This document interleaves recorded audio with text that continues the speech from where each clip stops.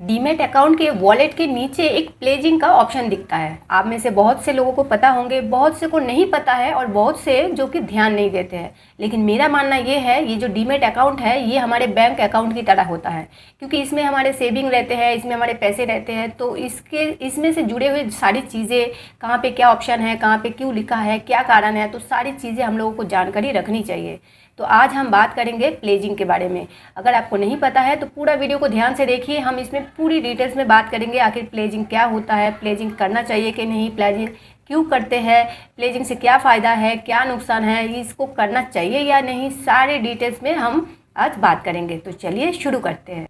Pledging का मतलब क्या है? प्लेजिंग का मतलब सीधा सीधा ये है, गिरवी रखना। जी हाँ, जैसे कि मान लीजिए कोई घर गिरवी रखता है, गाड़ी, गहने, इसी तरह से ये भी एक गिरवी रखना होता है। और ये हर ब्रोकर एक जैसा ही होता है, लेकिन इसका टर्म और कंडीशन जो है वो थोड़ा बहुत अलग हो सकता है। लेकिन हर ब्रोकर ट्रेडर को जो है ये ऑप्शन देते हैं। हमारे ब्रोकरेज जो है वो हमें ये गिरवी रखने का ऑप्शन क्यों देता है और इसमें हमें क्या गिरवी रखना होता है?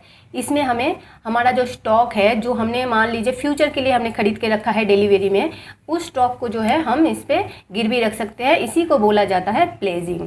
आप बोलोगे कि हमने तो फ्यूचर के लिए अपने इन्वेस्ट किया है, तो फिर हम उसको गिरवी क्यों रखें? तो इसके लिए भी मैं आपको बता देती हूँ। जैसे कि मान लीजिए कि आपने 1 लाख रुपए का किसी स्टॉक को आपने 10 साल के लिए बाय कर लिया है। अब क्या है, उसको आपने इन्वेस्ट कर दिया 10 साल के लिए। अब आपके पास इंटरडे ट्रेडिंग करने के लिए आपके पास पैसे नहीं है, क्योंकि जो भी था आपने पूरा का पूरा आपने उसे स्टॉक पे लगा दिया है, जो कि वो फ्यूचर पे चला गया है। तो आपके पास जो है इंटरडे ट्रेडिंग करने के लिए पैसे नहीं है। तो इस सिचुएशन पे आप क्या है, उस आपने जो इन्वेस्ट कर लिया वो आपका इन्वेस्टमेंट तो रहेगा, साथ ही आप उसको प्लेजिंग करके जो है उसमें मार्जिन ले सकते हैं। प्लेजिंग करने के बाद जो पैसे मिलते हैं उसको मार्जिन बोला जाता है। उस मार्जिन से जो है आप इंटरडे ट्रेडिंग कर सकते हैं। इससे फ़ायदा क्या है, आपने जो फ्यूचर के लिए जिस टाइम आपने लिया है, स्टॉक इन्वेस्ट किया है, वो उस दिन के हिसाब से वो वहाँ पे रहेगा।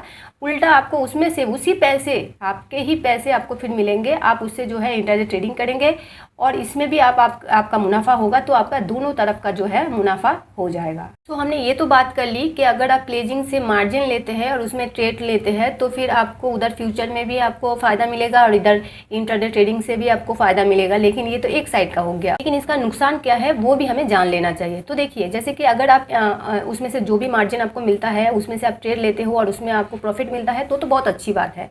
लेकिन अगर मान लीजिए आपने ट्रेड लिया है और आपको उसमें लॉस हो गया, ठीक है, आपके तो मान लीजिए आपके अकाउंट में आपके खुद के जो कैपिटल है 5,000 है और यहाँ से आपको 90,000 मिला है, तो 95,000, ठीक है। ये कैपिटल जो 90,000 मिला है ये आपको वहाँ पे नहीं दिखाई देगा। ये प्लेजिंग के जो वहाँ पे ऑप्शन है वहीं पे दिखाई देगा, आपके अमाउंट के साथ ये कनेक्ट नहीं होगा। लेकिन अगर आपको इंटरडे में लॉस हो जाता है, आप मान लीजिए आपका 2,000 का लॉस हो गया, आपने ट्रेड लिया पूरे दिन भर में, फिर आपका 2,000 का लॉस हो गया, तो उस लॉस को रिकवर करने के लिए आपके जो मेन आपका कैपिटल है वहीं से तुरंत उसी दिन जो है माइनस हो जाएगा, वो पैसा यहाँ पे आ जाएगा, आपके कैपिटल से आ जाएगा। तो इसका मतलब ये है कि आप मार्जिन तो ले रहे हो, लेकिन जैसे नुकसान होगा आपका ये नुकसान बढ़ता रहेगा। अब मान लीजिए कहीं एक दिन जाके आपने इसका जो 90% जो है आपने लॉस कर दिया, तो इस केस में जो है ब्रोकरेज को ये हक रहता है कि आपके स्टॉक को बेचकर वो अपना नुकसान जो है भरे। एक बार प्लेजिंग करने के बाद उस स्टॉक पे जो है आपका कोई हक नहीं रहेगा जब तक आप उसको अनप्लेज नहीं करते हैं। बिल्कुल वैसा ही जैसे कि हम कोई चीज़ गिरवी रखते हैं, जब तक हम उसे छुड़ाते नहीं हैं तब तक वो चीज़ हमारे हाथ में नहीं होता है। तो बिल्कुल वैसा ही है।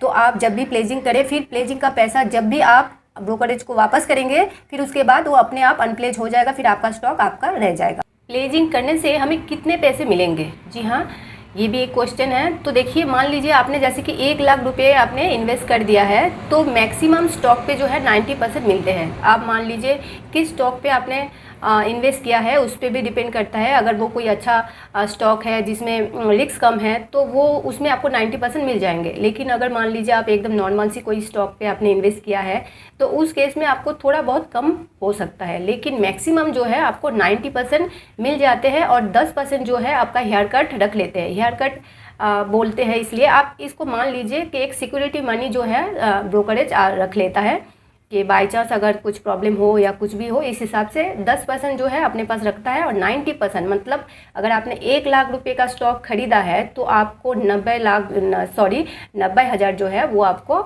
मिल जाएंगे। प्लेजिंग से जो मार्जिन मिलता है आपको, ये सिर्फ और सिर्फ इंट्राडे ट्रेडिंग के लिए है। चाहे वो आप इक्विटी में करो या फिर ऑप्शन में करो, सिर्फ इंट्राडे के लिए आपको ये मार्जिन मिलता है। आप इससे फ्यूचर या ऑप्शन कोई भी आप डिलीवरी में आप नहीं ले सकते।